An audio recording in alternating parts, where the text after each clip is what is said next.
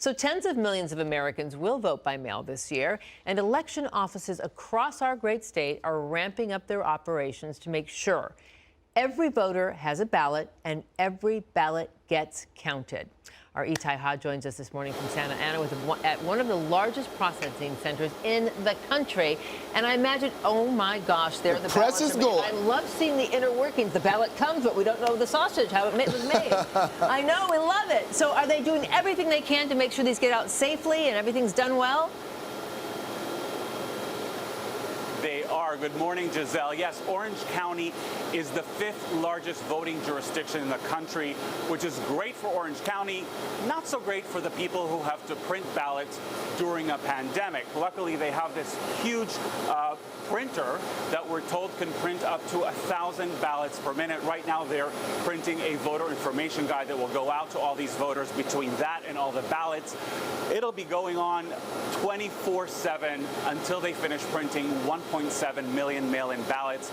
There's been a lot of talk about these mail-in ballots, especially with all the rhetoric coming from Washington. Are they safe? Can they be trusted?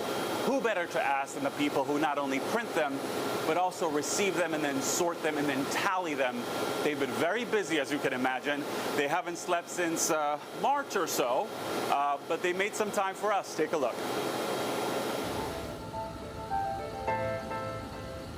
In a year when everything seems to be up in the air, there's one thing Neal Kelley knows for sure.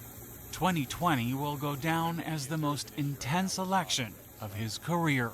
It's like planning 20 Super Bowls at one time. The chief election official in Orange County, Kelley, has been in a race against the clock ever since the coronavirus hit. It consumed me. I realized that it was very possible as COVID exploded that we could be doing an all-mail ballot election in the 5th largest county in the country in the fall.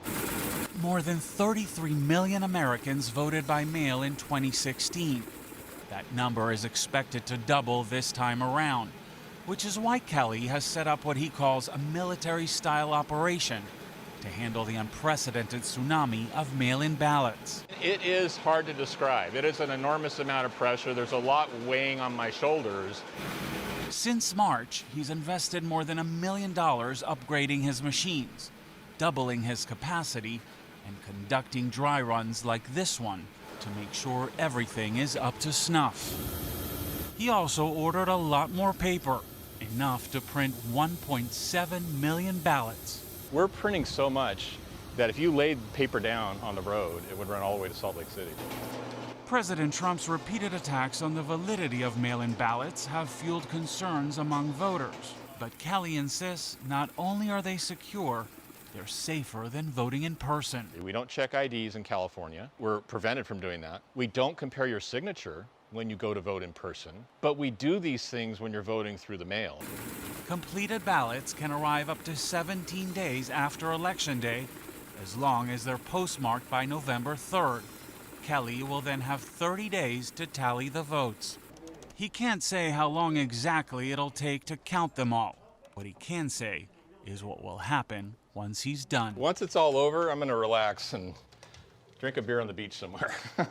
Navigating a historic election during a global pandemic by delivering democracy straight to your door.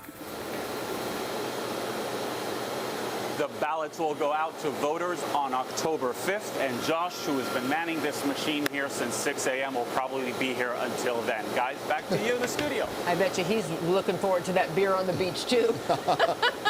We get it. We understand. So, Itai, when will we know the results of the election? How long will it take to count millions of ballots? Isn't that the $64,000 question? Yes. They have 30 days to actually tally them from the moment, from December 3rd, November 3rd. They have 30 days, but they believe they could do it in probably about 2 weeks, and is when they'll know who won.